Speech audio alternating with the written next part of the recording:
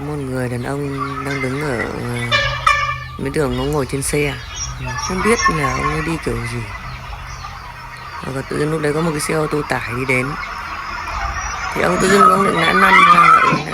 Ôi trời ơi, sợ quá, không hiểu vì sao luôn.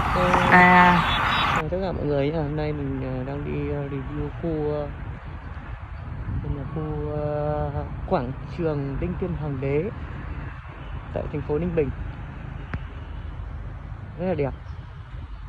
Tối hôm qua là ở đây có cái lễ hội bắn pháo hoa này. Ở đây kia là cái sân khấu, mình đang đứng ở sau sân khấu. Còn bên đây là quảng trường này, đây là tượng Đinh Tiên Hoàng. Có cái đồi này, chiều đến đi nên uống nước nọ rất là thích, chụp ảnh cũng đẹp. Mình đang xuống.